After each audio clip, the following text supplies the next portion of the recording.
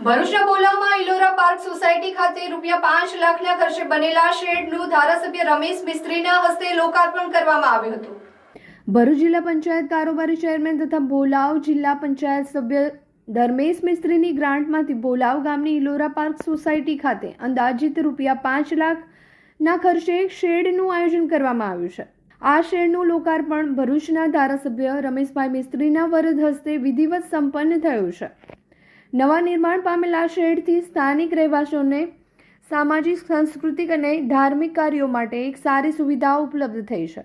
લોકાર્પણ પ્રસંગે ધારાસભ્ય રમેશભાઈ મિસ્ત્રીએ ગામના સર્વાંગી વિકાસ માટે સરકાર તથા પંચાયત દ્વારા સતત સહયોગ મળશે તેવી ખાતરી આપી હતી।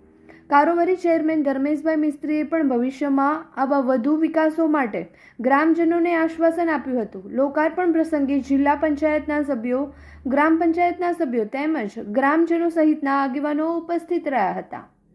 ઓછામાં ઓછા એક વર્ષમાં 200 કરોડ રૂપિયાના કામ કરાવી શકે એવી વહીવટની અત્યારની વ્યવસ્થા છે એક વિધાનસભામાં। ઓછામાં ઓછા મોટા પ્રોજેક્ટ આવે, કોઈ બ્રિજ આવે, આ બધા કામો તો અલગ, કોઈ ટાઉન હોલ બનાવવા માટે આપે તો સરકારની આર્થિક સ્થિતિ એટલી મજબૂત છે એટલા માટે આ છે।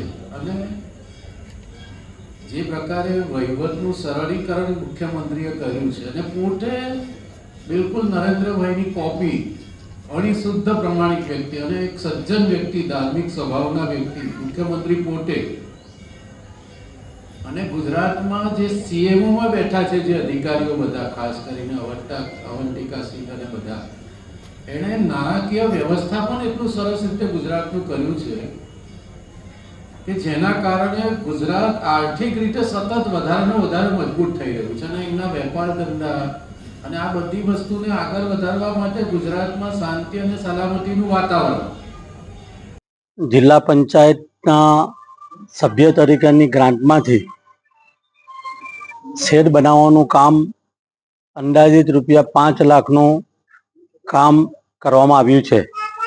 એ કામનું આજે લોકાર્પણ કરવામાં રમેશભાઈ મિસ્ત્રી સાહેબના હસ્તે લોકાર્પણ કરવામાં આવ્યું છે।